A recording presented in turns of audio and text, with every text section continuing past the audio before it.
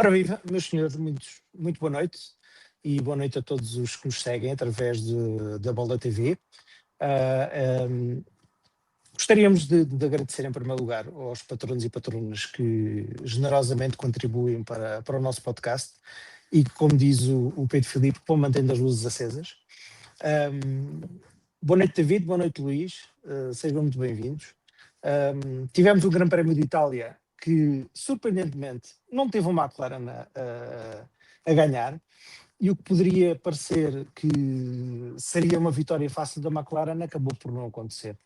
Nós já aqui várias vezes temos dito que basta darem um bocadinho de espaço para o Verstappen conseguir fazer alguma coisa, ou ele ter um carro minimamente decente, que foi o que aconteceu este fim de semana, que ele não dá hipótese a ninguém. E este fim de semana acho que mais uma vez veio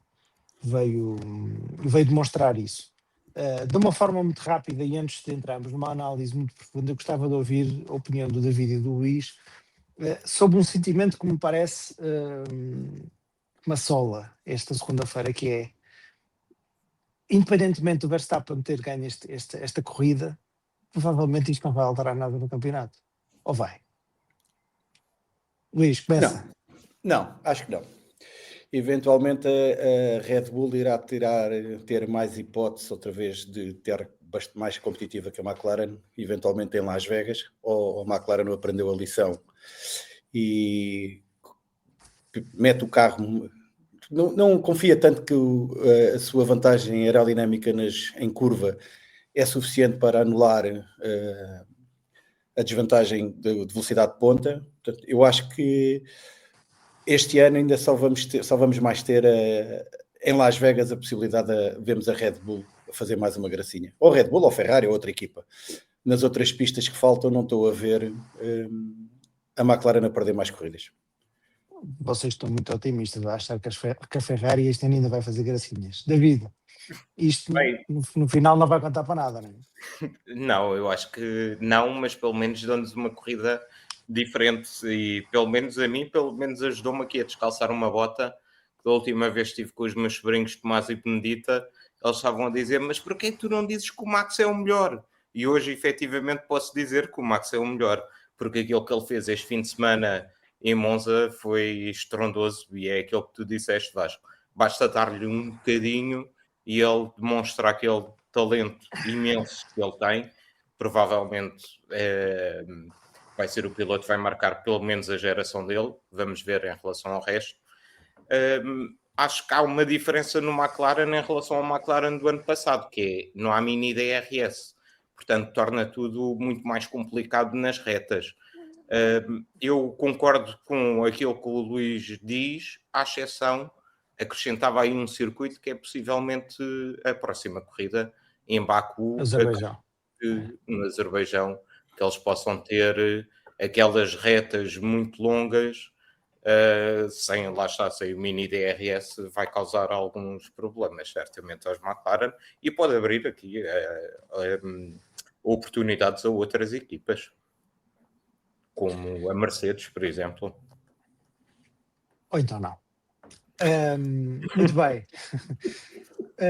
Isto em termos de campeonato, não é surpresa para ninguém, nada muda. O Piastri continua à frente com 324 pontos, o Norris em segundo lugar com 293 pontos, em terceiro o Verstappen com 230 e por aí adiante. Não vou estar aqui a dizer a classificação até ao último. A McLaren tem isto completamente arrumado com 617 pontos, é preciso acontecer aqui uma hecatombe. A Ferrari, que está em segundo lugar, tem 280 pontos, ou seja, tem menos de metade dos pontos. Mas olhando para esta classificação e para esta corrida, eu também tenho outro pensamento que me veio logo à cabeça, que é o Norris, depois do último Grande Prémio, tinha aqui, na minha opinião, uma enorme vontade de inverter o facto de ter ficado fora na última corrida, não é? Quer dizer, que tem um impacto grande em termos das pontas do campeonato, e isso não aconteceu. Eu acho que um dos grandes perdedores deste fim de semana acaba por ser o Norris, não é? Porque não consegue ganhar e, sobretudo, porque porque apesar de ficar em segundo lugar à frente do Piastri, a diferença os pontos que ganham não são suficientes para compensar o que aconteceu. Vocês concordam com esta minha análise, David? Eu concordo, principalmente porque tínhamos um Red Bull competitivo e se o Max ficasse em segundo, partindo do pressuposto que o McLaren tinha ritmo para vencer a corrida ou para lutar pela vitória, porque na realidade nunca teve esse ritmo, partindo desse pressuposto, havendo um Red Bull competitivo, o Max intrometer-se entre os dois McLaren, sendo o Norris o vencedor, iria ajudar um bocadinho o Norris naquilo que ele precisa para conseguir recuperar este déficit de pontos, que não é intransponível, mas obviamente que é um pouco desanimador quando estava ali a meia dúzia de pontos, de repente estás a 30 pontos, não é? Se não estou em erro. 31 pontos. Obviamente que ia dar ali algum alento. Mas eu acho que ainda vão haver muitas oportunidades até o final da época. Acho que o campeonato está longe de estar decidido. Infelizmente não podemos contar, não é uma luta a 3, que iria tornar este campeonato bastante mais interessante, principalmente porque estes dois pilotos, e como eu já disse, são um bocadinho amorfos, sem reação. Este fim de semana acho que não vimos o Piastri sequer sorrir, mostrar os dentes, portanto foi trágico. Luís? É assim, o Norris ainda tem alguma margem de manobra. Se nós vamos fazer as contas, pegando naquilo que eu disse há bocado, que eu acho que a McLaren vai dominar, tirando só Las Vegas, que poderá ter mais alguma dificuldade, o Norris são 5 vitórias. Faltam quantas corridas? 8 corridas, não é? 3, 4, 5, 6, 7, 8 corridas. 8 corridas. Pronto, vou tirar a corrida de Las Vegas, que poderá não ganhar. É perfeitamente plausível. O Norris não é uma distância, ainda está nas mãos do Norris, ainda está dependente, ou seja, ele ainda tem alguma margem de manobra para ficar em segundo e o Piastri, desde que o Piastri fica atrás dele. Se o Piastri ganha e ele em segundo, aí começa a ficar mais complicado. Mas ainda falta muito campeonato, são 8 corridas, é metade de um campeonato daquilo que a gente estava habituado.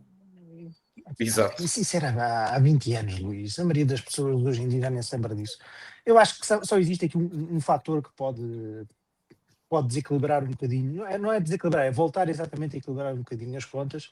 É que nós estamos a aproximar de uma fase do campeonato em que as questões de fiabilidade começam a ser mais prementes, ou seja, os motores estão mais gastos, as equipas vão resistir à tentação de não fazer trocas de componentes, porque a partir de agora a maior parte delas, não tenho essas contas aqui de memória, mas já começam a se precisarem de fazer substituições de componentes, a ter que penalizar, e pode existir essa tentação de esticar ao máximo, e pode acontecer uma surpresa, como aconteceu com o Norris em Zandvoort, não é? Ou como aconteceu com outros tantos que de vez em quando acontece, não é? Pode acontecer um azar de existir um problema mecânico. Acho que nesta fase do campeonato é mais provável que possa acontecer do que se calhar a meio ou no início do campeonato em termos de fiabilidade. Não sei se concordam comigo. Sim, claro que sim. Concordo. Claro, isto agora... Concordo. E temos sempre a corrida no Brasil, que são sempre corridas caóticas em que tudo pode acontecer. E pode correr bem ao Norris e corre mal ao Piastri. Por isso é que este campeonato está longe de estar decidido. Muito bem. Sim, senhor. Bom, esta é daqueles grandes prémios que um bocadinho como o Mónaco, em que a qualificação tem um sabor um bocadinho diferente, diria eu. Ou seja, em que a qualificação, apesar de não ser determinante, é sempre por seu peso, mas em que acho que existe ali uma emoção que não existe noutros circuitos, seja pela velocidade que os carros andam, seja pelas características da própria pista, a questão de poder existir aqui o efeito do Comme d'Arc que dá ou não uma vantagem. O que é facto é que, olhando para a qualificação, a mim surpreendeu-me um bocadinho o facto dos Racing Bulls terem ficado logo na Q1 e por claro a Zelice numa do Lawson e o Adjar também não teve propriamente muita sorte. Na Q2, confesso que também me surpreendeu, ou não, porque os Williams têm sempre aqueles fugazes que andam nos FPs lá com o motor um bocadinho mais acelerado e depois parece que aquilo não funciona bem na qualificação ou se calhar fica mais claro as limitações do próprio carro. E acho que, sobretudo, a Q3 teve ali uma certa emoção com aquelas trocas de posições de quem tinha a pole na primeira tentativa com o Piastri e depois o Leclerc, depois o Verstappen e depois na segunda o Norris e depois o Verstappen. Quer dizer, houve ali emoção até à última, que se olharmos para outros grandes prémios não tem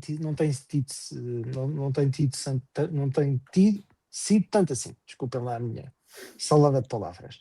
Eu diria que surpresas é o Bortoleto em oitavo, acho que é fantástico, tendo em conta o carro que é, apesar do carro estar bastante melhor. O Alonso já nem vou falar porque é o costume. O Tsunoda, apesar de estar no Q3, quer dizer, ficar em décimo, diria que é o pior dos últimos, não é? Não sei qual é a vossa análise da qualificação, mas gostava de vos ouvir um bocadinho sobre porque esta qualificação acho que foi um bocadinho mais sumarenta que as outras, não é? O que eu achei fantástico nesta qualificação é a diferença, ou a falta dela, que existe no plantel. Se vocês forem ver a diferença na Q3 do primeiro para o décimo, estamos a falar em 2 décimas. Yeah. Isso... do primeiro, e se puseres do primeiro ao 20º, estás a falar em 8 décimas, que é fantástico. Sim. Ou seja, qualquer volta tem. Eu só dou mais valor ao Max, quem sair mais rápido, como o plantel está tão próximo, portanto, tu tens que ser o mais suave possível, tens que acelerar no sítio certo, não pôres carga no carro. Pá, aquilo que ele fez foi fantástico, é o meu ponto grande, o meu ponto alto nesta corrida, é o desempenho do Verstappen. O que eu acho fantástico é a diferença e a emoção que isto deu, que nós não sabíamos, até à saída da parabólica, quem é que ia ficar com a pole. E a diferença de tempos entre o primeiro, na Q3 só, estamos a falar em 2 décimas, é fabuloso. Mais emoção que isto é impossível, acho eu. Nem no Mónaco temos esta emoção. Eu também concordo com aquilo que o Luís estava a dizer em relação à qualificação. Eu aqui destacava, para mim, os meus 2 destaques na qualificação vão para o Bortoleto, que tem vindo sempre a crescer cada vez mais. Ele, no início da época, estava constantemente a ser batido pelo Nico Hülkenberg. Acho que tem melhorado substancialmente. E o Alonso, mais uma vez, que isto era um carro no máximo para Q2, nunca seria um carro para Q3. E ele, mais uma daquelas voltas absolutamente estrondosas, consegue meter o carro na Q3. Depois, os Ferrari, a partir do momento em que começou ali a qualificação, deu para ver que provavelmente não tinham ritmo para lutar pela pole. Eu fico com um ligeiro amargo de boca, não sei até que ponto é que não teria sido interessante o Hamilton dar um bocado de condar ao Leclerc, mas das vezes que o Leclerc conseguiu a pole em Monza, também nunca teve condar, ele é sempre um piloto conhecido nestas situações, preferir ser o primeiro a ir para a pista, por isso é mesmo falta de ritmo dos Ferrari, infelizmente.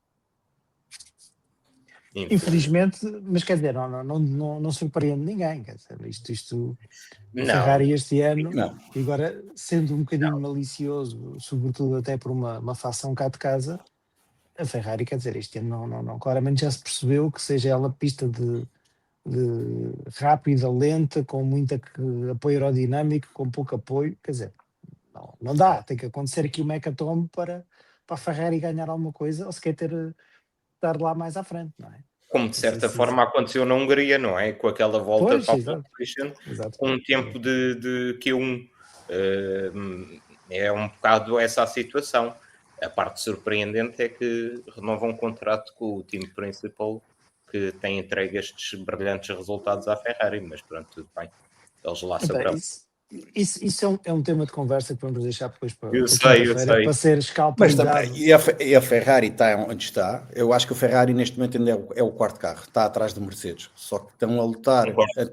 ambas a Mercedes como a Red Bull, está a lutar com um carro contra, quer queremos, quer não, apesar do Hamilton não estar a fazer a época que muita gente esperava, no entanto tem sido muito mais constante que os companheiros, que os segundos pilotos, tanto da Mercedes Claro, como da Red Bull. Sim. E daí Sim, a posição da Ferrari. Exato, Sim. e isso acaba por mascarar um pouco a falta de performance do próprio carro, não é? Sem dúvida. Porque a verdade é que estão a competir pelo segundo lugar no Mundial de Construtores com duas equipas que estão a competir com um piloto. O Max, no caso da Red Bull, e o Russell, no caso da Mercedes. Infelizmente, não é, Vasco?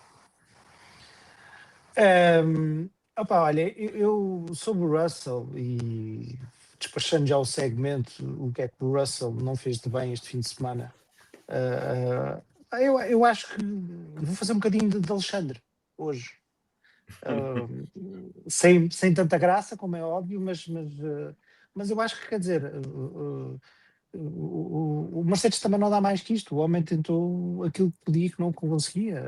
Em qualificação fica em sexto, não é? Quer dizer, não ficou 4 décimos do primeiro classificado, quer dizer que não é muito. Depois já vamos falar da corrida, mas quer dizer, não me parece que ele pudesse ter feito muito mais. E acho que a Mercedes acaba um bocadinho por estar num barco muito parecido ao que é a Ferrari, não sei se concordam, porque o carro não dá mais que isto, só numa situação muito, muito, muito clara é que nós vamos ter um Mercedes a ganhar, não é? E isso, claramente, a hierarquia é Mercedes, é McLaren, depois Red Bull, não é Red Bull, é o Max, e depois a seguir vem a Mercedes e a Ferrari um bocadinho equiparadas em termos de performance do carro. Não sei se concordam com Eu esta isto. qualificação só gostaria de ter visto. Eu acho que o Mercedes tinha um bocadinho mais performance se tivesse ido para os pneus médios na Q3 como na última tentativa, como o Jorge tinha pedido. Gostaria de ter visto a performance deles, porque a diferença entre os pneus não era grande e o Mercedes estava-se a dar bem com os pneus médios. Ele demonstrou essa frustração, mas ficámos sem saber, não?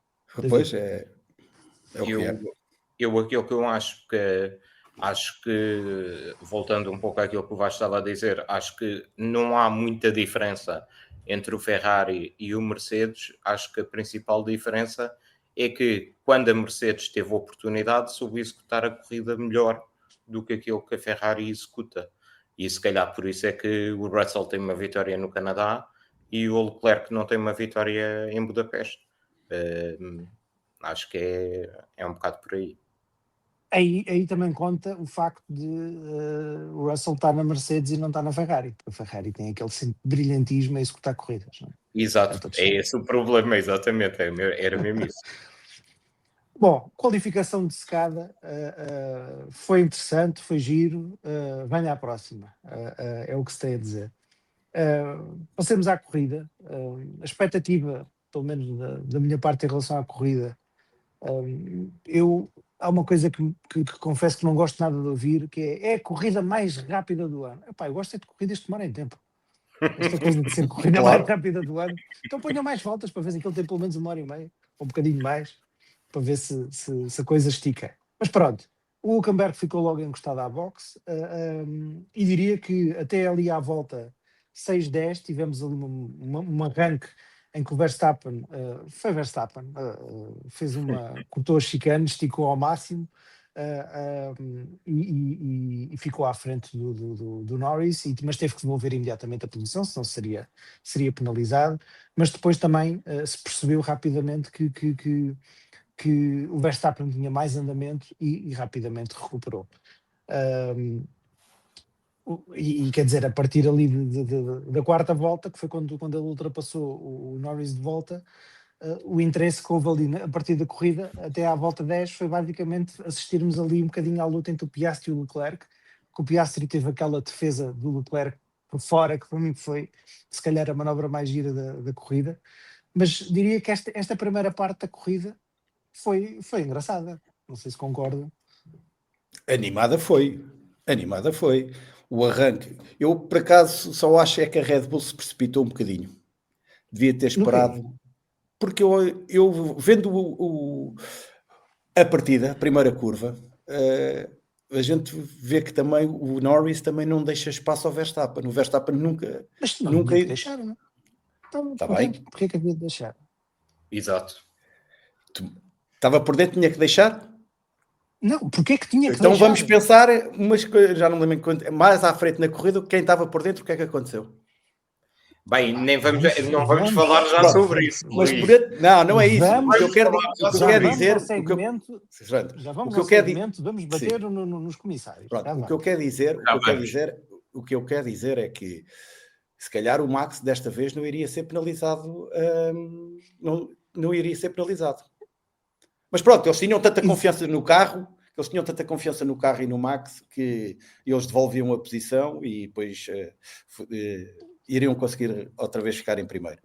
Mas as primeiras voltas foram fantásticas, com a luta do Norris e do Max e do Piastri e do Leclerc. A primeira volta, o Piastri faz uma grande ultrapassagem ao Leclerc. O Leclerc é comido cebolado ali na primeira lesmo. Completamente. E depois, com o ataque do Norris, houve ali o Piastri outra vez comido pelo Leclerc, e depois foi passado, mas primeiras 10 voltas foram interessantíssimas, como já não víamos numa corrida já há muito tempo. Foi a parte mais gira da corrida. David, concordas com esta Concordo. análise do Luís que a Red Bull foi anjinha? Eu não diria que foi anjinho, eu acho é que o Norris, que é tantas vezes criticado por ter maus arranques, só que acho que ele teve um arranque fantástico. E foi isso é que lhe permitiu estar a lutar, é que ele nem sequer ia no condar do Max. Ele iam mais ou menos paralelos. Concordo também com aquele momento entre o Leclerc e o Piastri. Essas primeiras voltas foram ótimas e lá para trás também o Hamilton a fazer ultrapassagens, o Alonso, raposa velha que é, a apanhar o DRS do Bortoleto, mas safar ali de ser ultrapassado por 2 ou 3 carros naquelas voltas iniciais. Portanto, acho que foram 10 voltas espetaculares. Eu gosto muito deste circuito. Eu tenho dificuldade em ver uma corrida, eu tenho dificuldade em lembrar-me de uma corrida em Monza que tenha sido secante. Porque eu acho que normalmente as corridas em Monza são sempre interessantes porque, lá está, proporcionam imensas ultrapassagens. Muitas vezes há diferentes estratégias. Este ano não foi o caso. Mas estas 10 primeiras voltas foram efetivamente muito boas. E a Monza? É Monza. Só isso as chega, não é? velocidades que eles atingem, as lesmos, são curvas absolutamente espetaculares, a parabólica. Para mim a curva mais desafiante e gira de ver até nos onboards é a Ascari. É impressionante a velocidade com que os carros chegam à travagem, é impressionante a forma como entram naquela esquerda e depois tem aquela curva contra curva. Quer dizer, aquilo de chicane, quer dizer, tecnicamente é uma chicane, mas aquilo são duas curvas rapidíssimas, que chicane associamos sempre a uma coisa de paragem quase de autocarro, não é? Exato. Eu acho que são as curvas, aquilo deve ser preciso ter muita coragem para fazer aquelas curvas, não é? Aliás, foste tu, Luís, que num dos, já não me lembro em que grupo é que disseste isso, que era impressionante a forma como estes carros fazem a parabólica. Eu também reparei isso, depois de tu teres dito isso, teres feito esse comentário. E é verdade, quer dizer, é uma pista onde se vê, independentemente da capacidade que estes carros têm de aceleração e de velocidade, do que é que seja, é em curva é que eles são verdadeiramente extraordinários e que isso fica por verdadeiramente visível. Depois entramos aqui num período que eu diria que foi o período chato da corrida, em que os lugares estabilizaram e onde se percebeu uma coisa, que os pneus tinham uma degradação muito mais baixa do que o esperado. E é algo que tem acontecido de alguma forma este ano. Ou seja, e sem estar aqui a fazer uma análise que não tem, que extrapola um bocadinho a corrida, mas o que é facto é que este ano já não é a primeira vez que temos corridas em que os pneus duram mais tempo do que é suposto, não é? E isso parece que já não estamos habituados a isso. Eu não estou a criticar no sentido de, porque às vezes também me chateava quando os pneus não duravam, aquela coisa de que os pneus duram uma volta, os macios duram uma volta, mas é algo que está, que de alguma forma pode tornar as corridas menos interessantes, ou não? Eu acho que sim. Eu acho que se nesta corrida, se não fosse a paragem obrigatória, ninguém parava. Ora, aí está. Portanto, eu acho que neste momento a Fórmula 1, com estes regulamentos, e felizmente está no fim, já está tudo esticado ao máximo, a eficiência, o ar sujo prejudica muito. Portanto, e nós vimos nesta pista em que as diferenças eram muito curtas, eu ao contrário daquilo que o David disse, houve ultrapassagens, mas cada vez é muito mais difícil ultrapassar na Fórmula 1 devido às poucas diferenças que existe. E os pneus fazem uma diferença brutal. E nesta pista, com este asfalto novo e com a pouca degradação que havia, eu acho que se eles não tivessem a obrigatoriedade de mudar de pneus, eles não mudavam, faziam a corrida toda, inclusive nem iam aos duros, faziam a corrida toda de médios. Os McLarens fazem, das 58 voltas, fazem 50 voltas, ou 48. Portanto, eu acho que... Fazem 45 Piastri e 46 o Norris. Mas isso foi, pararam aí porque puseram os macios e vamos ver se ainda temos tempo de ir buscar o Max. Porque tinham que parar, porque senão não paravam. Mas nem os McLaren, nem nenhuma equipa. Portanto, eu acho que Stroll pararam na volta 50 ou 49. Portanto, o Ocon parou na última ou na penúltima. O Ocon, sim, foi tudo ali 49, 50. Portanto, os pneus, às vezes é giro, pneus que se degradam, que abrem a janela de várias estratégias e podemos ter a rever as voltas nas corridas. Há outras corridas que, se calhar, eu por acaso sou apologista que acho que os pneus deviam ser mais moles para abrir mais janelas de oportunidades de várias estratégias, porque a estratégia hoje em dia é praticamente sempre a mesma. Os pneus, como duram, é muito difícil estar a inventar na estratégia. Não, e muitas vezes, mesmo quando a degradação é maior, David, não sei se existe esta forma também, quando a degradação é maior, o facto de existir, eu acho que muitas vezes o que acontece é que existe uma diferença muito grande entre o que são o médio e o duro para o macio, e o que faz com que o macio não seja um pneu utilizável em corrida. Nesta, por acaso, seria, mas... O que fecha a janela para isso que estás a dizer, Luís, que é não permite uma estratégia diferente. Acaba por ser isso. Ou então a diferença podiam fazer do espectro dos 5 pneus, punham o mais macio, o médio e o mais duro de todos. Pronto, faziam assim. E já estamos eu acho que eles foram muito conservadores na escolha de pneus, e isso é uma situação que já ocorreu por diversas vezes esta época. E acho que se calhar tinha feito teria sido bom para a corrida, porque, reparemos, a McLaren não muda a estratégia porque não pode mudar nada. Porque a diferença dos pneus entre os médios e os duros ia ser tão pouca, e já toda a gente sabia que ia ser uma corrida apenas de uma paragem, porque lá está, é a paragem obrigatória, que acabou por não dar hipótese à McLaren de tentar uma estratégia diferente. Obviamente que eles não iam parar à volta 28 ou 30, mais ou menos pronto para o Max, para se meter pneus macios, porque o próprio Norris acabou a corrida com macios e disse que na penúltima volta já estava a sentir falta de aderência. Portanto, obviamente aquele era um pneu única e exclusivamente para a qualificação. E eu acho que é esse o problema, é que eles são muito conservadores na escolha. E depois há sempre, e temos assistido isto quase todos os fins de semana, este ano há sempre um pneu macio, à exceção, por exemplo, do Mónaco, em que era utilizado, que lá está, que também aguentava voltas que nunca mais acabavam, não fossem as paragens obrigatórias, que acabam por impedir as equipas de tentarem uma estratégia diferente e dar uma maior animação à corrida. E vamos ver, eu dizia há um bocadinho, não vale a pena estar a entrar em filosofias, porque quer dizer, para o ano vamos ter um regulamento diferente, vamos ter pneus diferentes e vamos ver o que é que acontece, embora o histórico não é muito abonatório. Entramos agora no segmento, o que é que os comissários andaram a fazer este fim de semana, que mais uma vez fomos brindados com penalizações que são difíceis de encontrar coerência, chamemos-lhe assim. Portanto, à volta 41, o Berman e o Sainz têm um encontro imediato na variante La Roggia, que os que defendem, os que gostam mais do Sainz dizem que a culpa é do Sainz, os que gostam mais do Berman dizem que a culpa é do Berman, ou ao contrário, pronto.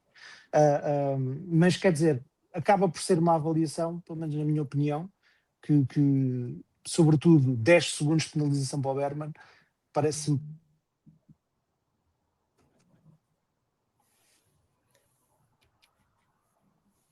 Ficamos aqui. Ficamos sem ouvir, Vasco. Vasco, não te estamos a ouvir.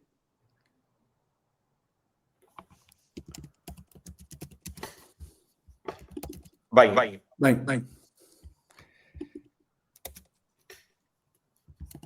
Luís, quer falar um pouco sobre as penalizações que ocorreram neste evento?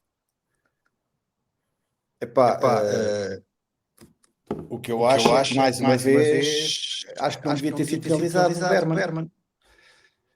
Acho que aquilo é um incidente de corrida. Eu acho que os comissários se julgaram pela tal, aquele livrinho que não deve existir, que eu já defendi aqui que não deve existir, aquilo é dinâmico, não é parado.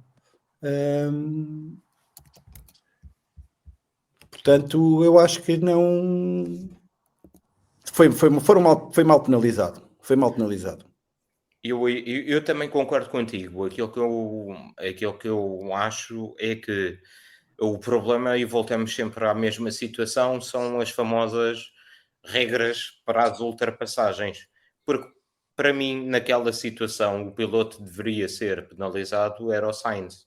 Mas, infelizmente, existem as regras, as famosas guidelines, que aplicam a penalização ao piloto que estava a defender posição, estava colocado no sítio certo para defender a posição, e tem um piloto que vira contra ele, foi mesmo isso.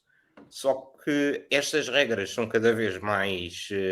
dá para ver que são cada vez mais inadequadas, e isto é aquilo que acontece quando se tentam criar regras para ultrapassagens, em que há milhentas nuances que não são cobertas por 20 páginas da A4, se chegarem a 20 páginas da A4, não é?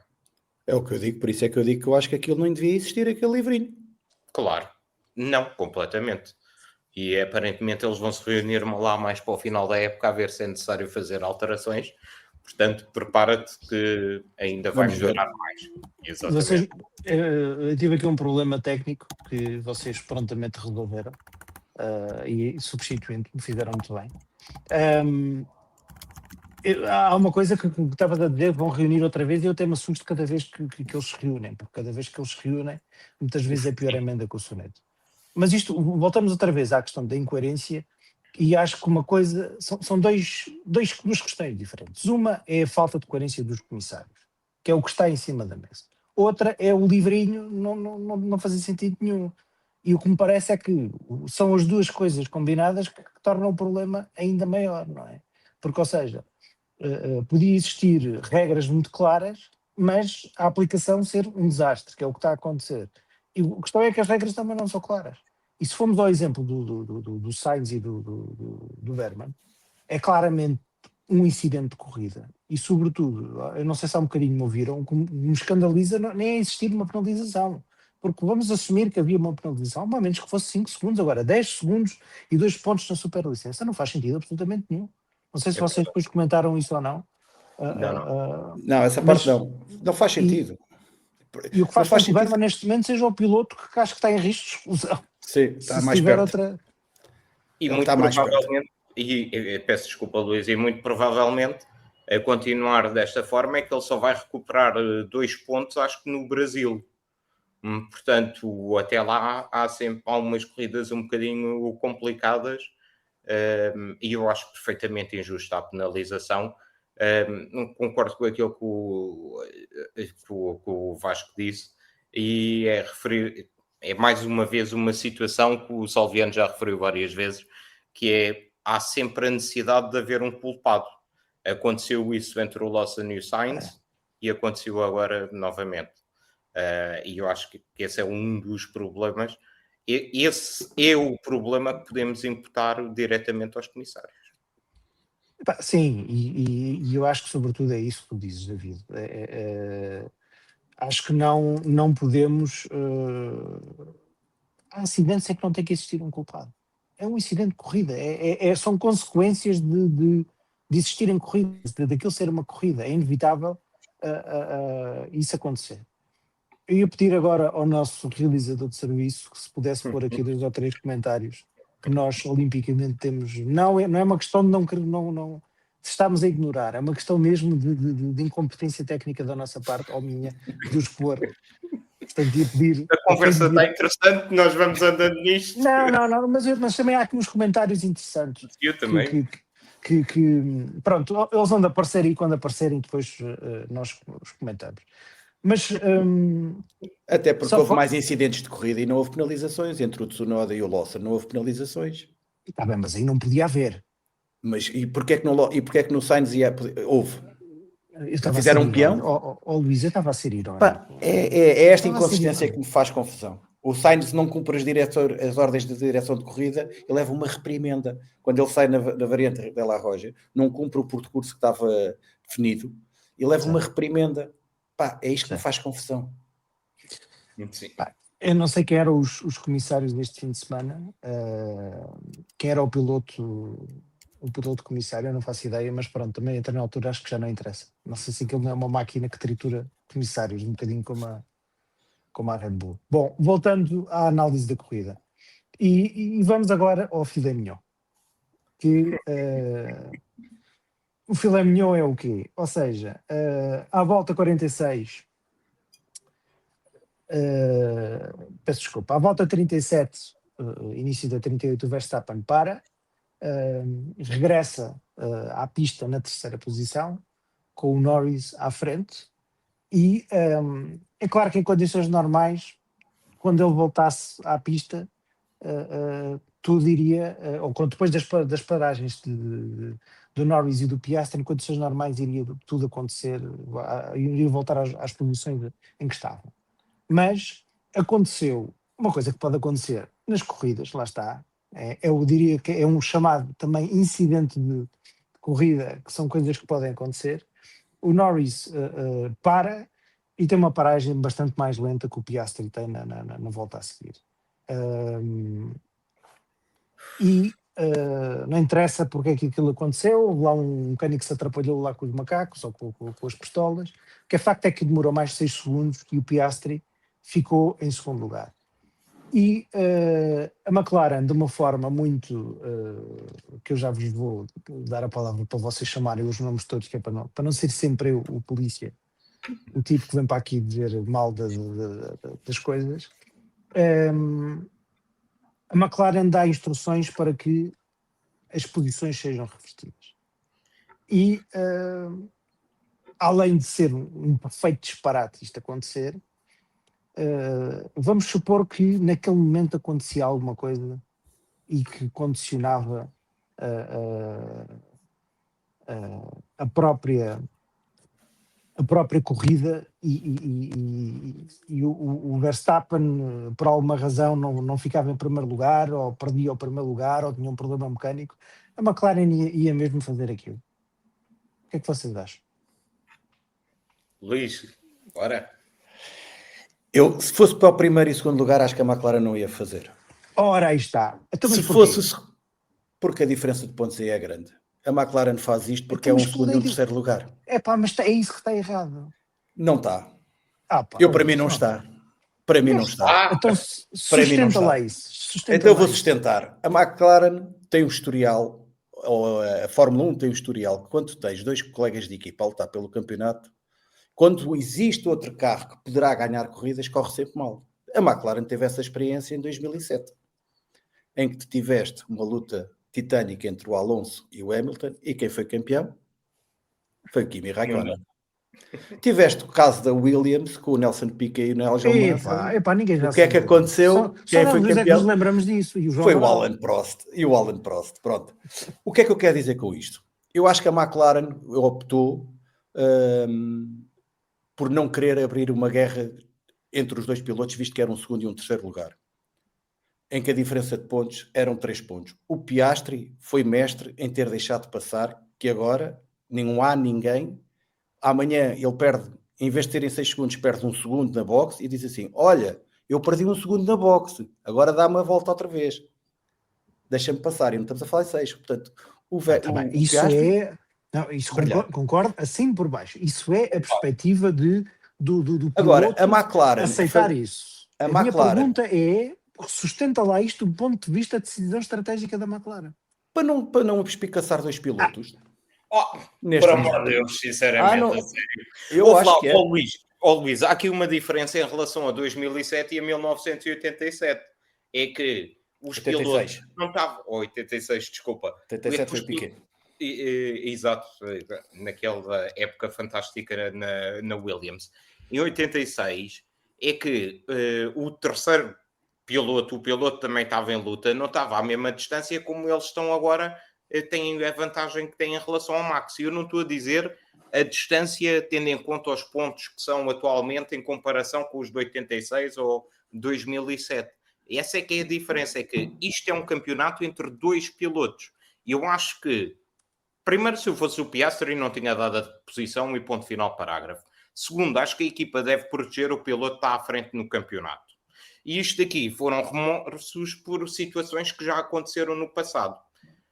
Eu acho que é uma circunstância de corrida, como o Piastri defendeu no rádio, na comunicação rádio para a equipa. Porque isto abre uma caixa de Pandora, que é o Norris perdeu 3 segundos. Acontece que era mais ou menos foi o suficiente para perder a posição em pista para o Piastri. Normalmente as paragens são entre 1.9 e 2.2. Estão mais próximos, numa próxima corrida, estão mais próximos um do outro. Diferença de 1 segundo. O Piastri perde 1 segundo porque não aparafusaram bem a porca à primeira ou qualquer coisa. Ele vai fazer isso, ele tem legitimidade, ele neste momento tem legitimidade para pedir à equipa para lhe devolverem a posição. Mas nós sabemos que nas paragens, nas boxes, há sempre um risco e que pode haver uma diferença, lá está, de 1 segundo, que é perfeitamente normal. Teres uma paragem de 3.3, às vezes já é uma má paragem, mas acontece.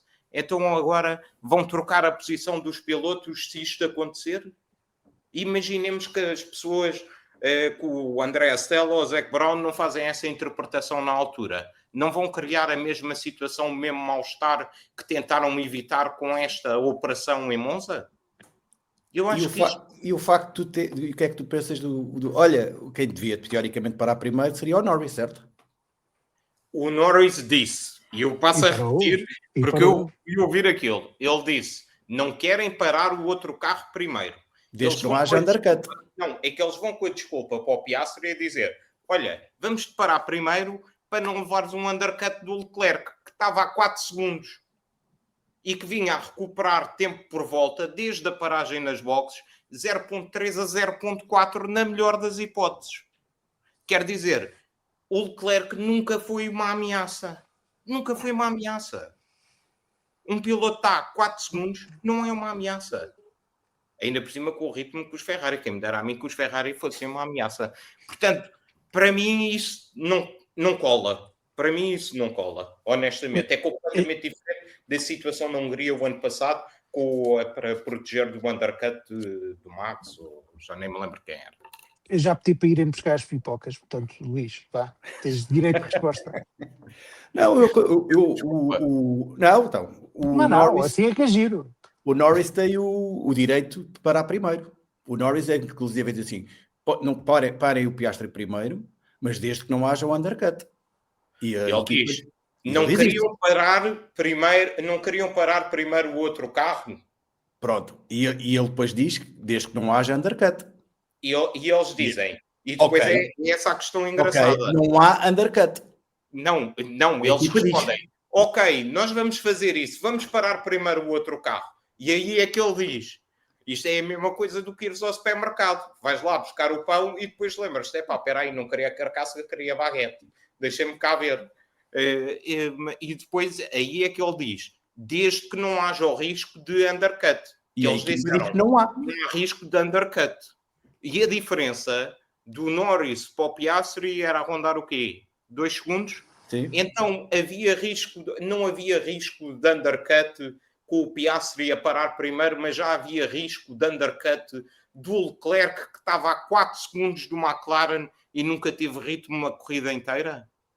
Não vai ser. Desculpa, mas continua a dizer, a McLaren faz isto porque é um segundo e um terceiro lugar. São 3 pontos de diferença e continuam com aquele ambiente que eles gostam de ter na equipa.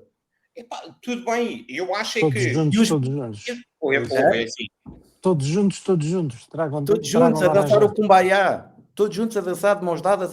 Eu tenho outra o Zac Bryan a tocar viola e eles todos felizes à volta da fogueira.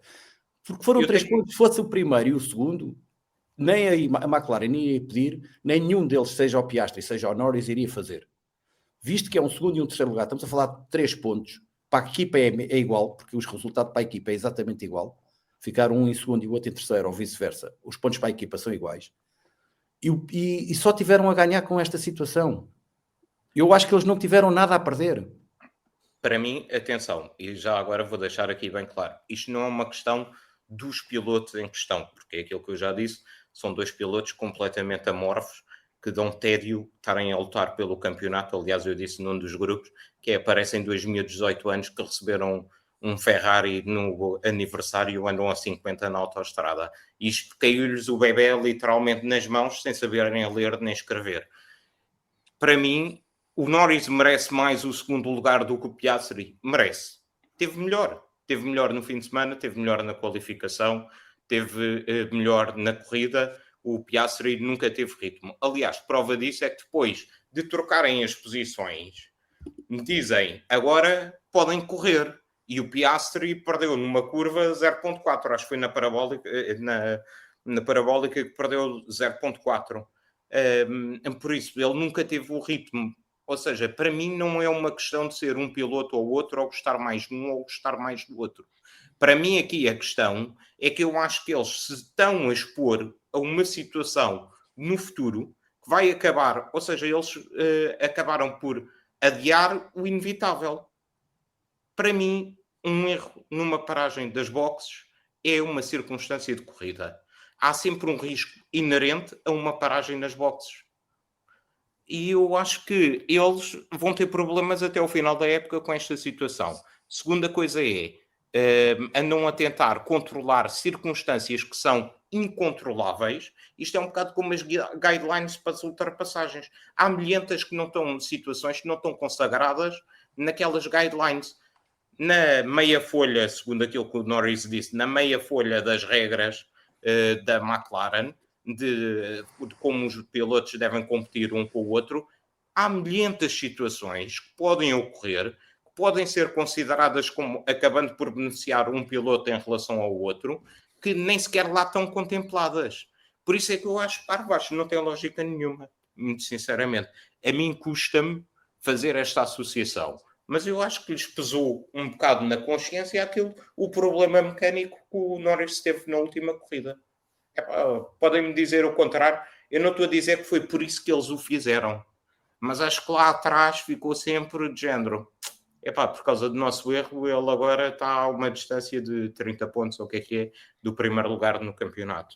E acho que foi um erro toda esta situação. Dito isto, estou de acordo com aquilo que o Alexandre disse hoje de manhã no grupo, que seria bom que fossem um bocadinho mais corajosos. E eu, se fosse o Piastri, não tinha dado a posição de volta. E era isso que gostava de ter visto dele.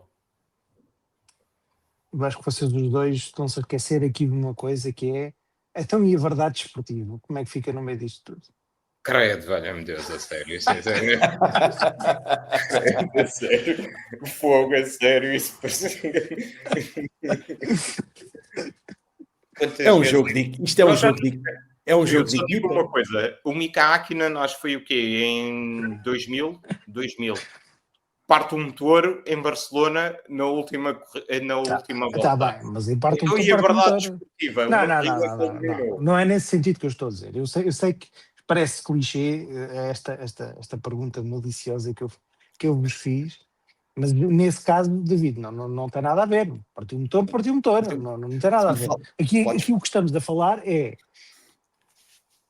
de um ponto de vista puramente factual, o segundo lugar devia ter sido o Piastri. Pá, acontece. Se fossem equipas diferentes, a questão é esta: se fossem equipas diferentes, não havia cá trocas de posição nenhuma e o segundo lugar era do Piastri. E é isso que eu acho que a determinada altura deve ser o nosso ponto de discussão. É porque este tipo de jogos de equipa, e aí vocês têm razão, não gostavam a dizer, parece-me que são perfeitamente despropositados na forma como são geridos. Tu estavas a dizer, David, parece que são dois meninos de 18 anos que têm um Ferrari e andam a 50 a hora. Epá, eu acho que não é um problema exclusivo. O que a McLaren está a tentar evitar foi o que aconteceu na Mercedes em 2014, 2015 e 2016, e que em 2016 teve o seu expoente máximo. Porque desde aí, aliás, não é desde aí, desde há muito tempo, que não é costume existir uma dupla de pilotos tão forte na mesma equipa. Porque todos nós, quando o Sainz foi para a Ferrari, dizíamos: são capazes de ser a melhor dupla de pilotos. Porque de resto, as duplas de pilotos, ou quando o Russell também foi para a Mercedes, que ninguém me ouça dizer isto. Ainda bem que isto não passa na internet e na televisão. Quer dizer, se a Mercedes tivesse um carro bom quando o Russell foi para a Mercedes, ele tinha sido um 31.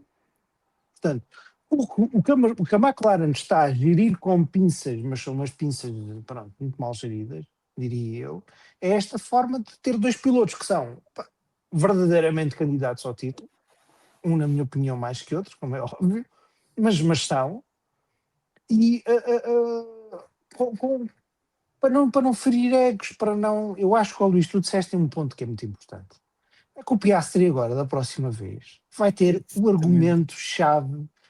Como tu dizias, eles agora apostam nas regras, vão dizer: se o intervalo de erro na paragem nas boxes for mais de X segundos, trocamos posições. Se for menos, não trocamos. Aposto convosco o que vocês quiserem.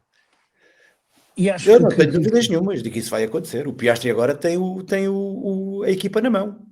Não há nada que agora o Piastri possa fazer que a equipa lhe possa apontar. E porque em termos práticos, voltamos ao que dissemos no início do programa. Este resultado para a McLaren, ou para a McLaren então nem se fala, mas para o campeonato, quando chegamos ao final do campeonato, este resultado se calhar pouco ou nada vai ter impacto. Porquê? Porque no sentido que o Verstappen ganhar um campeonato, ganhar uma corrida, aquilo que faz verdadeiramente diferença, é por isso que eu acho que isto pode ter impacto no campeonato, é nesse sentido, não é o Verstappen ter ganho, é o facto do Piastri ter sido impedido de ficar em segundo no campeonato.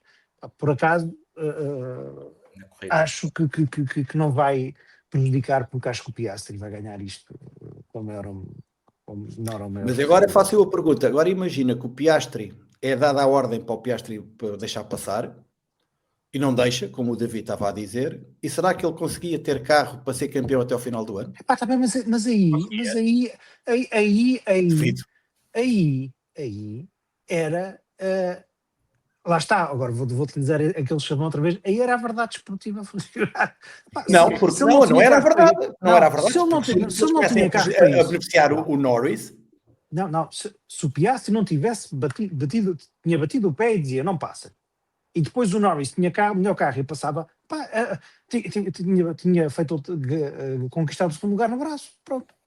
certo? Exato. Não, estou a falar Eu não nas queria restantes corridas. fazer se fosse- Eu estou a falar Ok. nas restantes corridas para ser campeão. Tá bem, os restantes corridas, sabe lá o que foi acontecer. Há aqui uma Sabe lá. circunstância completamente diferente, que é, e muito foi aflorada a questão da Hungria do ano passado. É que o ano passado o Norris queria ser campeão, precisava efetivamente do Piastri para roubar pontos ao Max. Aqui não. Aqui estão só os dois a lutar pelo campeonato. Aliás, eu até me arrisco a dizer uma coisa, que é, e às vezes parece que ainda não lhes caiu bem a ficha na forma como eles reagem, que é, eu tenho muitas dúvidas que a McLaren esteja a lutar pelo campeonato na próxima época. Muitas dúvidas mesmo. Porque acho que vão ser altamente penalizados por serem uma equipa cliente. Vão estar sujeitos à distribuição das baterias que a Mercedes está a fazer de acordo com a interpretação que eles fazem dos regulamentos. Portanto, eles estão perante uma situação em que podem ser campeões e provavelmente depois vão estar 4 ou 5 anos até conseguirem ter outra vez um carro competitivo para ganhar o campeonato e estar outra vez na mesma circunstância. E o tipo de atitudes que eles têm parece que ainda não lhes caiu a ficha que é isso que está a acontecer. E por isso é que eu digo, acabaram por ficar com o bebê nos braços, herdaram ali um maquinão e não sabem gerir a situação. Só isso. Enfim, eu acho que isto ainda vai dar que falar. Ainda pode vir, ainda podemos ter posso estar enganado, mas pode ser que isto ainda aqueça um bocadinho em termos de luta. Era bom que aquecesse. Faltam 8 corridas. Ias dizer, David? Ou Luís? Desculpa, não percebi. Eu também esperava isso depois do Canadá, mas aquilo nunca mais aquece. Está sempre Está bem, mas cada vez repara uma coisa. Vamos lá aqui à matemática que não nos deixa. Estamos a 8 corridas do final do campeonato. Estão 30 pontos de distância um do outro. 30 pontos de distância um do outro, basta uns cangalhar-se contra um. Entre o primeiro e o segundo são 7 pontos. Exato. Basta, por exemplo, eles numa primeira curva baterem as rodas, roda contra roda, um parte a suspensão dianteira e o outro continua. Mas o problema, o motivo pelo qual isto nunca aquece, é que eles, tanto está o Piastri bem, depois está o Norris bem. Nunca estão os dois bem no mesmo fim de semana. Há sempre um deles a cometer erros. Permite ao outro ganhar a corrida. E por isso é que aquilo nunca aquece. E é isso, é que nós parecemos sempre à espera ali de uma luta intensa pela vitória no campeonato e não dá. Porque aquele que fica atrás do outro, normalmente é porque nesse fim de semana nunca teve ritmo. Eles têm um fim de semana bom, um fim de semana mau. E é isso que me irrita com estes dois, é isso que me irrita em relação a estes dois pilotos. David, eu acho que tu tens que ser um bocadinho mais crente que as paredes estão sempre mais próximas do que nós imaginamos. E, portanto, nunca se sabe o que é que vai acontecer. Eu tenho esperança, Vasco, eu tenho esperança, porque é como tu dizes, ainda faltam 8 corridas até ao final do ano, e com estas escolhas de pneus da Pirelli, tem que haver qualquer coisa para animar isto. Ou se calhar já temos muita animação e pronto, com o Verstappen a fazer aqui uns brilharetes pelo caminho e a coisa vai-se compor. Bom, estamos a chegar ao final do tempo. Eu queria só outra vez pedir desculpa aos que vão participando no Fórum TSF, que não conseguimos pôr aqui os comentários por uma incapacidade grande de quem está a tentar moderar este podcast e que não percebe, ainda não percebeu como é que isto se faz, mas pronto, da próxima vez eu vou tentar fazer isso. O Vasco Moura está a tentar desesperadamente que se consiga fazer isto. Bom, meus senhores, estamos mesmo a acabar. Não sei se tem algum comentário final, mas se não, ficamos por aqui e para a semana há mais, não há corrida no próximo fim de semana, mas pronto, vamos ter com certeza motivos para conversar na próxima semana. E pronto, obrigado a todos que nos assistiram no YouTube, que vão ver na Bola TV e até para a semana.